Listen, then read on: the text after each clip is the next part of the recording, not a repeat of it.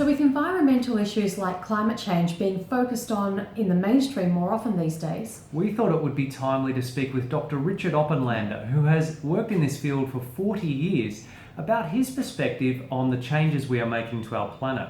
we had a great Skype call with him recently, and one of the things he spoke about were his thoughts on the new environmental film Before the Flood. We did make a review video on that film, Yeah. However, we recently decided to take it down, and we talk more about that with Dr. Oppenlander. It was interesting to hear Dr. Oppenlander's opinion of the film because he's coming from the perspective of sustainability. And that is something that is often overlooked Yeah. in discussions about environmental issues. So we hope you enjoy this interview. And as always, we ask that you share this video to help us spread the information.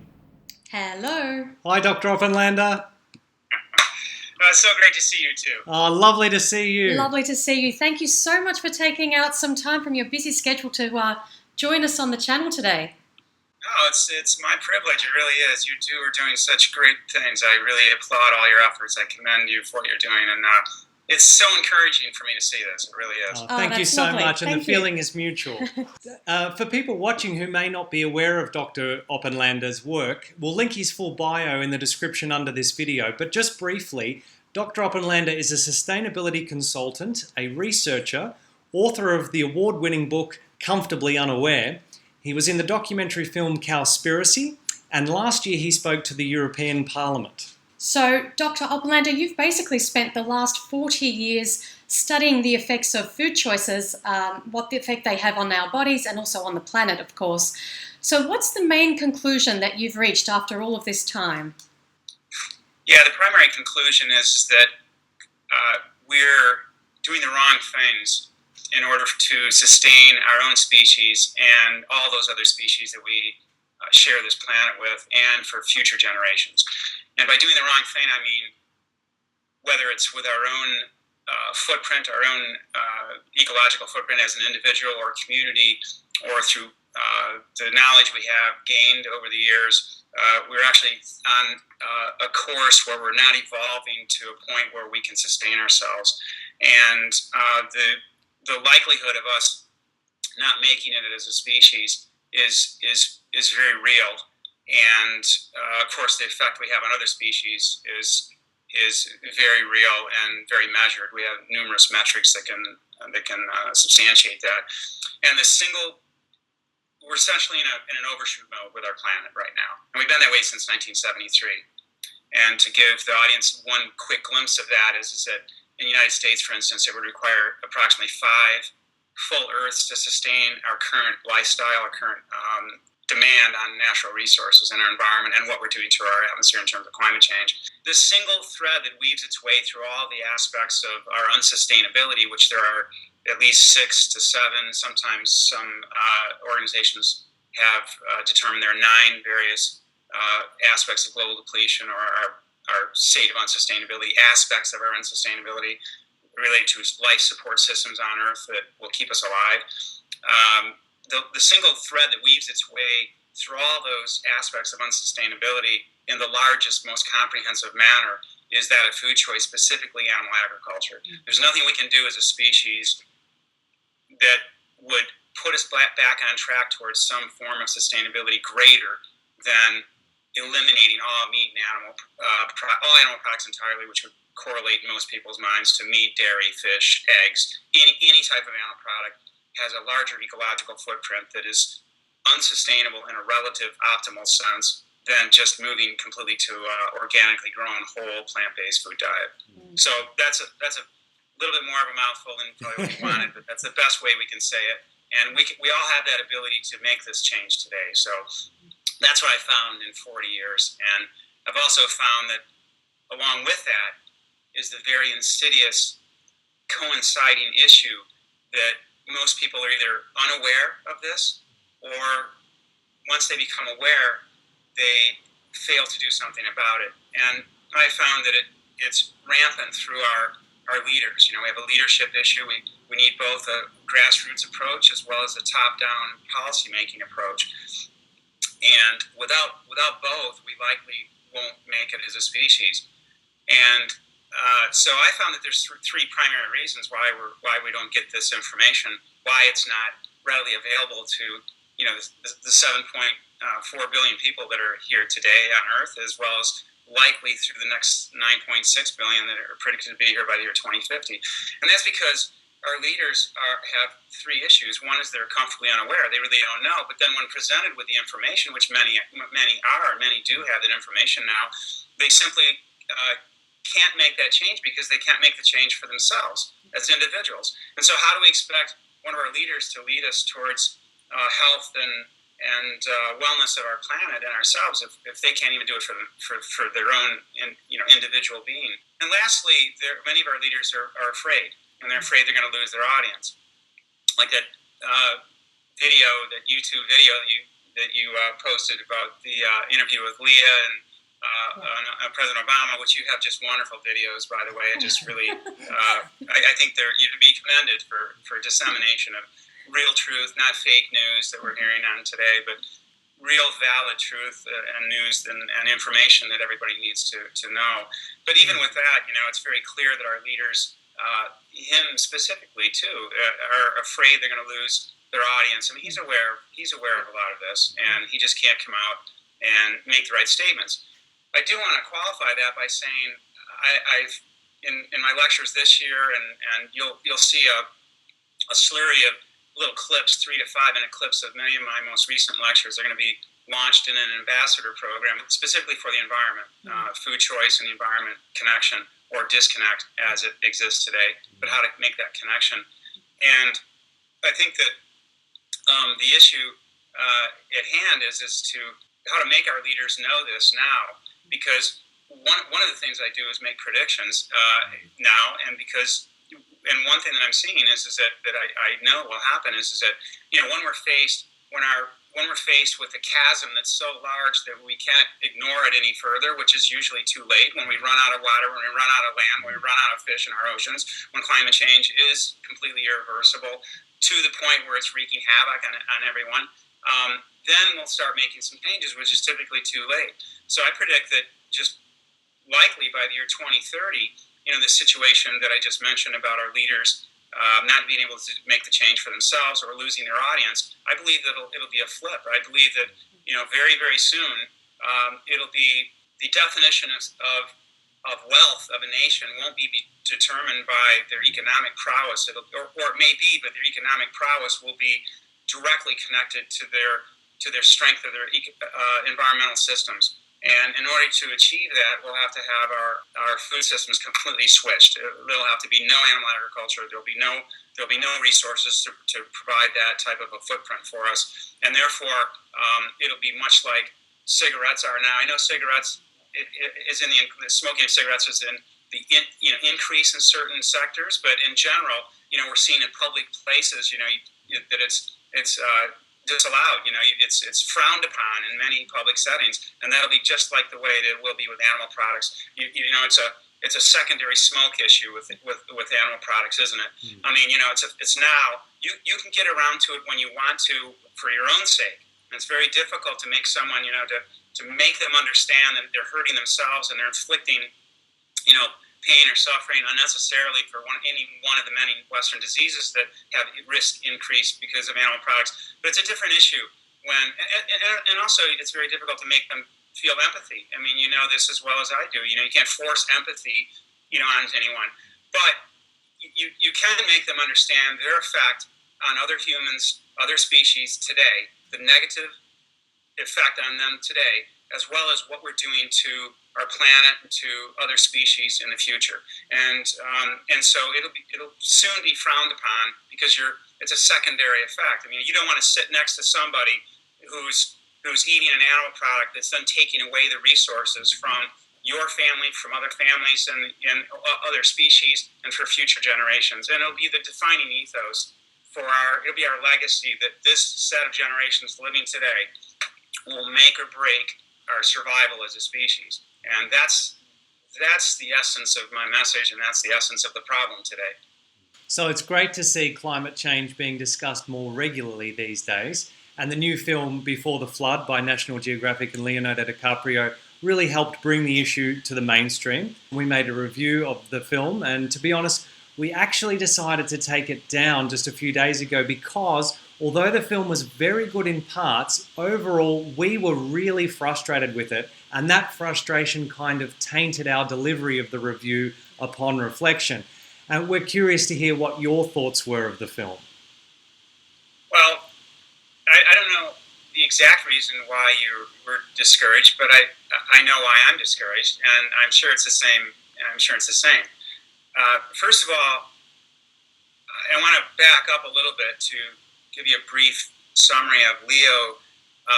Anybody can view Leo on Google and know all the wonderful things he's done in terms of our environment and species preservation, conservation, things like that. But he was the executive producer for Cowspiracy, and I had the privilege of being the lead consultant for that film. I wasn't just featured in it, I was a lead consultant. I spent thousands of hours behind the scenes reworking numbers and making sure not only the first time for the film, but the second, third, and fourth time when I had to present these to think tanks and to scientists. I've been in the UK speaking to scientists at Oxford and Cambridge, and to help them understand, that these are real things, because they were one of these leaders that didn't want to think about it, even though they're in the science field. But also, we had to do it again for Leo's attorneys, and before it even was launched. So one thing about this film that's interesting, and which is very discouraging, is that his one objective of making sure that everyone understood, he launched it for an awareness of climate change. That's true. Okay, and he did accomplish that. It was very well done in terms of cinematography, and the film itself, as a documentary film, was essentially well done. The message it provides in terms of the urgency and the magnitude and the international scientific consensus was very important to have that. Okay, he also tried to accomplish it in terms of a political statement, and unfortunately, it failed in terms of his initial objective of making sure that, at least in the United States, that a message was sent to the voters in the last election that we all have the ability to make a change and keep climate change at the forefront, and therefore do the right thing for our planet. But it failed because of a number of reasons, and we can talk about that later. But it will succeed over a period of time because it'll bring awareness. But the difficulty with the awareness factor is that aside from bringing climate change into the picture and the urgency and the magnitude, it doesn't do a couple things that are extremely important for every single human being, and that is that we need to all understand, and this is what the film didn't accomplish at all. In fact, it did the opposite. Climate change is an exacerbator. It's one aspect of all the other aspects of what I call global depletion. Those life support systems that keep us alive on Earth, and whether you're talking about land and water use, you're talking about our oceans, you're talking about biodiversity and extinctions, other species, you're talking about world hunger, you're talking about climate change, you're talking about tropical rainforests. There's so many different aspects to what I call global depletion that round out sort of an umbrella of what keeps us alive and what keeps our planet healthy and other species healthy. Okay, well, climate change is just one of those aspects, and it's an exacerbator. Climate change will have nothing to do with extinctions, loss of species, all the biodiversity loss that's occurring right now because of land use changes, and also because of the changes that are occurring in our oceans because of fishing.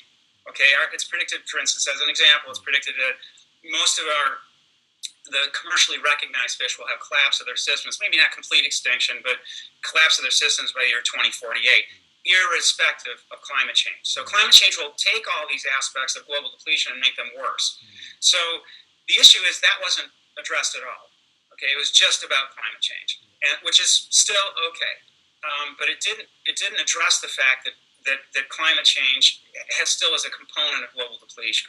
Okay, global warming, climate change is a component. The second thing that's really disheartening is that there was a very small, a 2-minute section at about the 51-minute mark with Professor Eschel, who tried to bring animal agriculture into the picture. And a couple things happened with that.